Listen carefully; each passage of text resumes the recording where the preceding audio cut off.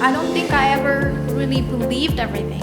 And I realized that quite a few of the things didn't hold water. The actual religions were man-made from wherever. God? Who's God? What's God? I think that skepticism really is the first step. Scientific zest and zeal for the real world. That was it. I was an atheist from then on. So very early on, I came to learn that prayers don't work very well.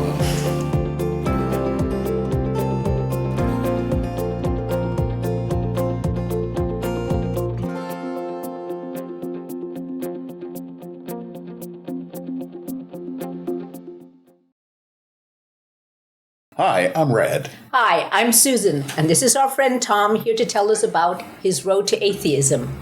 Welcome. Thank you. Nice to be here. Yes. Good to see you, Tom. Oh, it's a pleasure. So, in the beginning... Well, I was born in 1943, which makes me an old man. You're my age. There we go. And I was raised in a fairly devout Irish Catholic family, like many of my peers. And we said prayers every night. And I have an older brother who's mentally retarded. Oh, dear. And we prayed every night that God would make him better. So very early on, I came to learn that prayers don't work very well. Nonetheless, I persisted with the religion that I was raised in. And it wasn't hard to do that because I went to 16 years of Catholic education. And generally, I found that the people who educated me, the nuns and the brothers, were decent people. They were intelligent people, and many of them were quite well educated. And beyond that, there was a certain sense of welcoming that they provided. The nuns would run classes on Saturday for people who wanted to get ahead. The nuns would give us treats. The brothers did the same thing. So it was a very socially welcoming environment. And that made it a comfortable place to be. And it made the beliefs a little bit more acceptable. What about the demographics in your area, where you live? Demographics. I grew up in the Sheepshead Bay section of Brooklyn. Okay. Which at that time was Jewish? fairly rural. Okay. We moved there in 1949. At that time, it was Swedish, Norwegian moving out, and Irish, Italian moving in. And then about 5 years later came Jewish people. The Jewish people were a little wealthier than the Irish and the Italian. The Irish and the Italian were sort of low income. The Jewish were low middle income. So there were little ethnic rivalries there. But it's also true that the Jews were first generation Jews coming over from Europe. Yeah. And That survived the war. Yes, exactly right. Survived the war. And not only that, but it also made it so that as any first generation group that comes to America, whether it be Indian, whether it be Asian, whether it be whatever ethnic or demographic group, is that the first generation, their parents are going to make sure they get the best of education and come out on tops and either be doctors, lawyers, et cetera, et cetera. It's the second and third generation that sort of like starts to go downhill. Well, as I say, I went to Catholic schools. And in the Catholic school I went to, every Wednesday afternoon, the students of the school were let out early so that the Catholic kids from the public schools could come and get religious instruction. And this is a public school? Oh, no, Catholic school. Yeah. I went to a Catholic school on Wednesday afternoon. They bussed in Catholic kids from the public schools.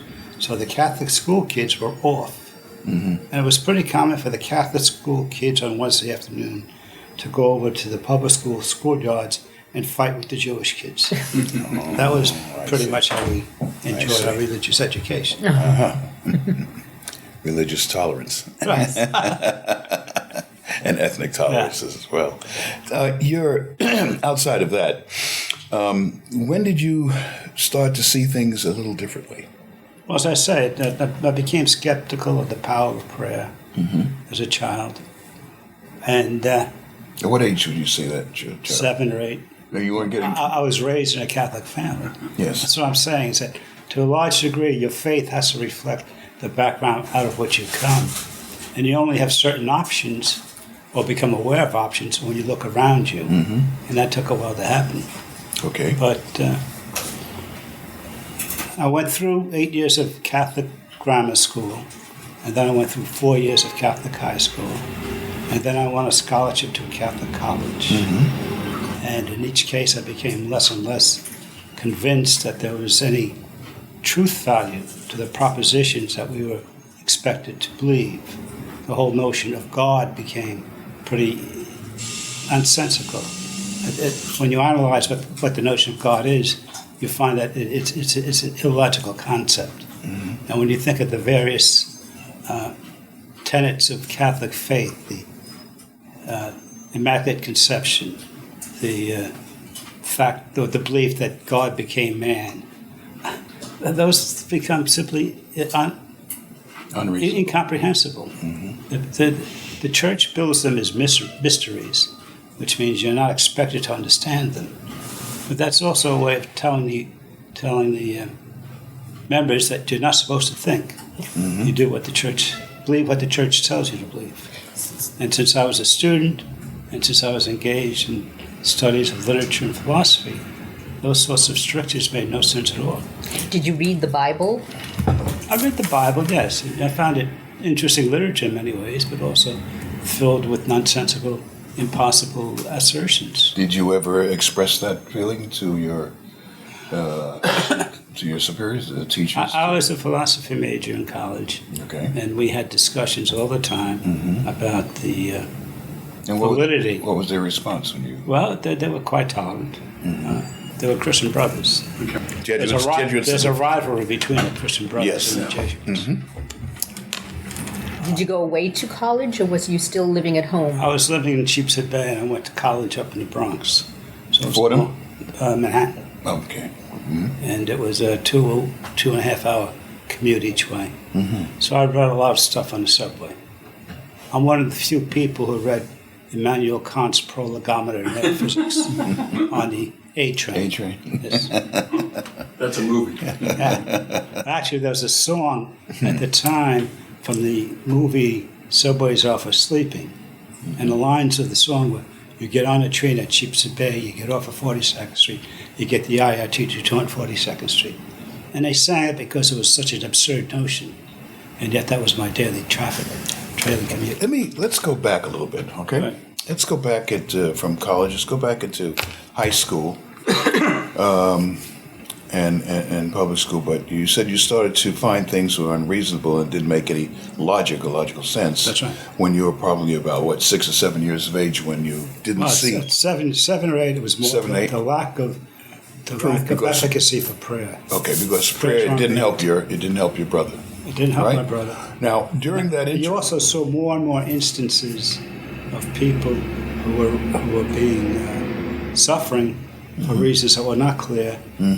For which a loving God would be hard to be consistent. But he works in mysterious ways. Understood and understanding that the fact is that during that, and we're both the same age, okay, the fact that you had at that interim, that period of time, we had a lot of World War II veterans who were minus legs, limbs, arms, things of that nature. Right. And you would see them with and I remember wrapped in the hands were mittens or extra cloth, and they would push themselves on the sidewalk getting from one place to the other.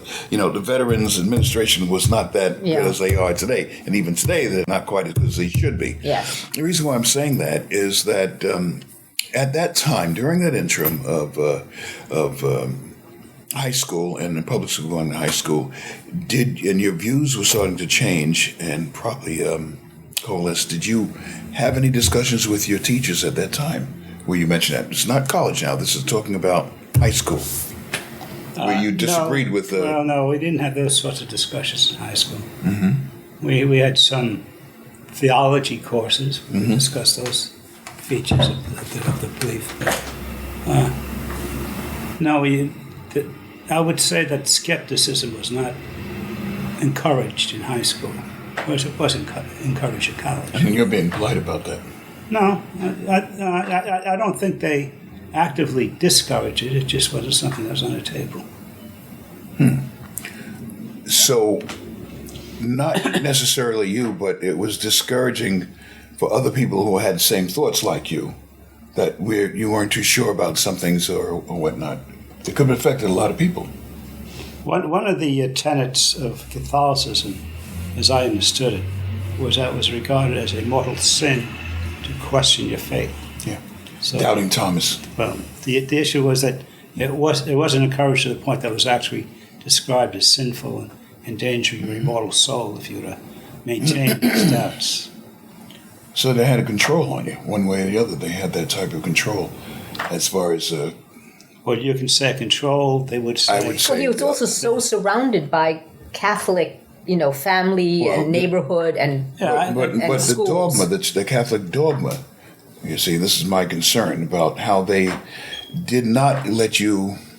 Of course not. Not let you expand your knowledge and your questions. Well, I'm not. No, I found at the end of my high school career that I knew much more about literature and about science and about history than my counterparts in the public school. Mm-hmm. And I also understood that what I learned was Catholic dogma, and that it wasn't necessarily what other people learned. I didn't find myself in any kind of adversarial position in high school nor in college. It's just I couldn't accept the sorts of things that they accepted as articles of faith. And do you think other people thought the same way? They couldn't accept, or couldn't express themselves? Well, I didn't say I couldn't express myself. I said I couldn't accept as articles of faith the way some of those other people could. And there were other classmates who had the same positions I had. Okay, but again, that gets back to the same thought that I was saying, is that if you had these different viewpoints in public school or in other schools that are not Catholic, it was they gave you that latitude in which you could express yourself. You didn't have that fear of thinking that you were being different than the regular group, etc. I wouldn't call it fear, but yes. I'd say perhaps discomfort. Probably the difference between my points of view and many other people was that there was a higher degree of indifference amongst people who didn't believe religious doctrines than I did. I felt a more intense involvement and a more intense reaction when I had to find it unacceptable. So I think most people just didn't care about it. you still were a believer upon graduating college, No, I wouldn't say that. but you hadn't come out. Coming out. Yeah. When I wasn't going to mass, I didn't participate in the sacraments. No, I didn't go burn crosses. That would be a different You thing. just didn't make it very noticeable among your peers, and including your relatives, that you didn't come out and say, "Look, I'm an atheist." You didn't say that. No, that's right. I didn't wear a sign saying. Right. It wasn't written on your Kiss sleeve. me, I'm an atheist. It wasn't written on your sleeve. And Gotcha. when you were If I still would've with your gotten kisses family, doing did it, you I go to would've. mass with them and stuff like that? If you were visiting your parents or... When I graduated from Left college, New I York. left New York. Yeah. I left most of my family behind, and we kept in touch on holidays and so forth. Mm-hmm. And your wife I was in a different environment. Your wife was Catholic or... My wife was Catholic but non-practicing. I grew up in a poor family in Sheepshead Bay, So where the options available were go to Catholic college, go to Brooklyn College, join the police force, join the Marines, join the fire department. Yeah, Manhattan College gave me a scholarship, got it. and But the local universities, Brooklyn College. they weren't very expensive at that time. No, Brooklyn College was free. Yeah, it was free. Yeah, it's free. Right. So No, there was- they did. The option, Brooklyn College was not something that was strongly endorsed in the high school I went to. Got it. Okay. So there's a natural limitation as to options according to the environment you find yourself. Yeah. Did you go in the service? Did you join the service? No, I didn't. That was during the Vietnam conflict. Yeah, that's. I was opposed to the Vietnam War, and I couldn't see myself joining the service. So how did the draft... I had student deferments. So you finished college, Yeah, and then you left New York City. right. What did you get a job? What type of work did No, you? I won a fellowship to graduate study in the University of Alabama. You went to that. That's quite different. That was different, yes. That's certainly different. And this was a Very fellowship to good. do what? Clinical psychology of mental retardation. Okay. Because of your brother? Because of brother. That was why I was Most interested. times, most people do. They become So because of your involved brother, that's why you selected because that of career. family members. Pardon me? Because of your brother, that's one of the reasons you select that career? Yes. And it was also because they gave me a fellowship. Okay. They were paying me Dual more. reason. They were paying me more as a graduate student than the median income for a family of 4 in Alabama. So it was quite lucrative. And Alabama was a much more religious environment Yes. Yes. outside the university. The university had some religious people, but had more partying people. They were more inclined to drink and carry on. Your exposure to a number of things, obviously, that reading different books of philosophy, et cetera, et cetera. Any particular philosophy that you found very interesting that I found the works of Wittgenstein and the analytic philosophies of the mid 20th century be the most useful. Wittgenstein's approach to philosophy is that his job as a philosopher is to get you to quit being a philosopher. His job is you got to do something useful, and he does that by pointing out that most of the language that you're employing is leading you astray, leading you to clouds of confusion. And a lot of that relates to theology. I mean, there's a vast field of theological works, most of which are nonsense. Wittgenstein used to call that language on a holiday. holiday, right? Language wasn't doing the job it's supposed Yes. to do. Familiar. What do you do today for a day job? I'm happily retired. What did you do? Well, for many years, I worked for a large state facility dealing with retarded people, a place where my brother lived. And over the years, we were able to get him out of there and put him into a community residence. And he's much happier there. Did you? And that was the movement at large. These places are closed now. I was just going to say, Pataki. He. What was It your? What wasn't was so your? much Pataki, it was more Cuomo. Okay, And The elder. the elder, right? the other, yes. The notion of deinstitutionalization came into this country in the 60s. It came out of the Scandinavian countries. And it's been very effective with people who are mentally retarded, developmentally disabled. It's been much less effective with people who are mentally ill. And that's why today you see the prisons serving the purpose that the former institutions and asylums served. Because these folks are out on the street, they have little internal controls, and they're frequently in trouble. I was under the impression, and I guess wrongly, but I was under the impression that Pataki let them out to save money, and they were out in the streets, and there was no control. You see the women with bags inside the subway. You see people on the street, et cetera, because the state Well, part of the rhetoric, acquiesced control as far as money is concerned. part of the rhetoric of what's called deinstitutionalization was that it would save you money in the long run because you didn't have to maintain these large facilities. But the in idea was actuality- to give this small, like what your brother was in. He was in like a group home. a group home, Right. and make more of them Right. for people. And then they decided, no, to heck with it. We'll save money by not doing it. And just Well, discarding them, and they end up Again, in prison. You draw the line between mentally retarded people and people who are mentally ill. It's much more Two difficult to different deal with the things. mentally Two ill different people Yeah. because mentally ill people frequently rely on medication Yes. to maintain some degree of adjustment. And then they And stop what taking happens it. is they stop taking it, and you can't enforce it because they have the civil rights of Right. any other person. and that's what the And problem gradually is. what happens is And they it's deteriorate over This time. vicious cycle. That is.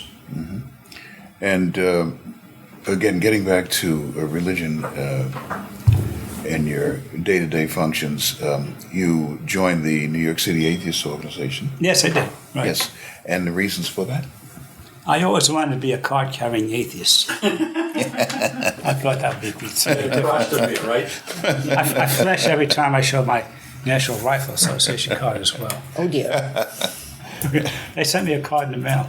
Did your parents accept you, or did you just never talk about it while they were alive? We didn't talk about it much. My father was a former seminarian, so but my brothers pretty much know my positions, and they tend to be more devout, I think.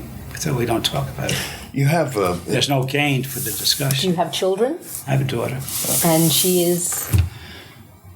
She joined Catholic Church recently so that she could send a child to confraternity or something like that. You know, again, there's a strong social component. Yeah. Yes. There's a strong social component that is lacking if you're not members of a church organization. As you were raising her, did you send her to a Catholic school and the whole thing? She was public school. Oh, what would you like to see change? You mentioned there are some good things as far as Catholic training, education, and whatnot. But there are some things that need some changing. What would you like to see changed? How do you mean? Where? Dogma, schooling, whatever.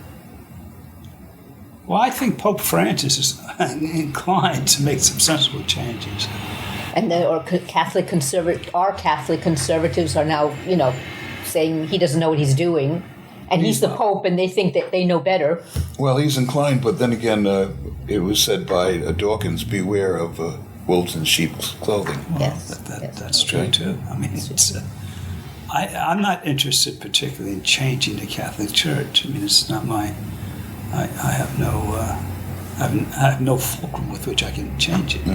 But it does seem to me that the degree to which the various members in the Catholic Church become increasingly educated, and by that I mean the people in Africa and Asia, there's more likelihood that the dogma in the church will retreat. And at some far future point, it may be that the Catholic Church is some form of humanistic environment, some form of humanistic institution that provides the sorts of services it has always provided. There have always been many Catholic schools, many Catholic orphanages, many Catholic hospitals. And less emphasis on the religious And part. less emphasis on dogmatic approaches. Well, I hope so, because in Yeah. Catholic hospitals, they're against women having abortions. They're against women having their tubes tied. They're That's- against all sorts of control of women. I don't know that all the practitioners in those hospitals share those beliefs. No, they don't. But if the rules are that you can't do this, and that, the more they Right. get control. You have to understand you're dealing with a specific period in the history of the Catholic Church. And it's The the dominance of the Pope Left over, right. is it's only been 100 years. The Catholic Church is 2,000 years old. Yeah. This is just a lot has happened during that 1700 interim. really, A lot has you're happened right. during that interim. I have to admit that. And what about Benedict? well, Benedict's still there. He's still there. He's still He's there, a spare but pope. he's a spare one. Huh? First time in a couple of thousand. Sometimes years I or get so. very 800 frightened for years. Francis, when he goes up. Well, I'm concerned about the ultra-conservative in the church that may not like what he's saying, and something could very well happen. Yeah, that's what to I'm his- saying. I'm frightened to for his him. drink or whatnot. You never know. Maybe that's more it'll be a minus. theater than anything else, huh? I'm sure it's more theater than... But our concern is that the new Pope makes a statement, and 12 and a half seconds later, his spin doctors come out and said you misinterpreted him. Consistently, one right after another. And Maybe we need to get Fox News over there so we can get fair. well, Fair and balanced. Dolan's a perfect example of that here in New York City. Dolan is the one who even does it. And he said, well, the Pope didn't really mean that, and that type of Yeah. stuff. But when he declares that he believes in climate change, there's no way you can sort of... Well, you work know what's- around that. You know what's happening, okay? Between that and evolution, the Pope has also said he believes in that, but it's Yeah. God-inspired. And the reason for that is they see what's happening. They knew about the Pew Research reports that's going on, and they realize that eventually science is going to be overwhelmingly obvious. They're going to have to change their viewpoint, but still be within certain bounds, so they can say that God set up things so that evolution would occur. This means that they can still be in their position to a degree. As he mentioned, that they could very well, over a period of time, it's changed from dogma to more realistic, taking care of people, et cetera, et cetera. But they have that lingering thing that they do about that.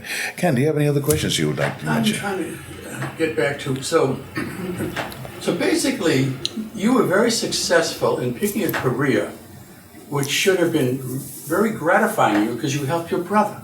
Yeah. That was really something which you did, which was fabulous. Yeah. I wouldn't say it was fabulous. I think It was also what you quite did. comfortable material. You know? I mean, Yeah. you were able to tie a career and help a brother who you. To be that close. To be Well, I'll tell you what, I couldn't have done it without the grace of God. I realize that. No, I think that's fabulous what you Oh, did. thank you. You should be very proud of yourself. I Yeah. really. That's rare that you can get the kind of job to be able to be close with them Yeah. and still be effective and make good money at doing Now, that. what are you doing now in your spare time? As a retired person. I'm retired.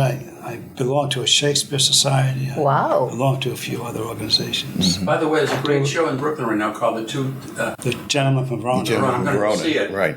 Well, we understand it's fabulous. I know people have seen it. You probably should try to get tickets for it. I saw the production of Coriolanus there a few months Yeah. ago. It was wonderful. It's really Well, we certainly found it quite interesting asking you Okay. these questions. And is there anything that you philosophically would like to talk to and mention to our people in the audience out there, as far as those who are on the fence, deciding whether they should come in or out of the closet, that they find useful, as far as some words of wisdom? Well, you know, a few years ago, I taught psychology in Malawi at the world famous University of Mzuzu, and you know, Malawi is the poorest country, one of the poorest countries in the world, and the folks I taught were coming from small tribes around the country, and I was teaching psychology. And they didn't have a clear notion about that. But what I regularly would say to them, we'd discuss this or that. But we talked for a while about the rights of women, the equality of women. I remember I had a discussion about why women aren't more represented in college. And one of the students pointed out to me, "There are no girls in this classroom, sir."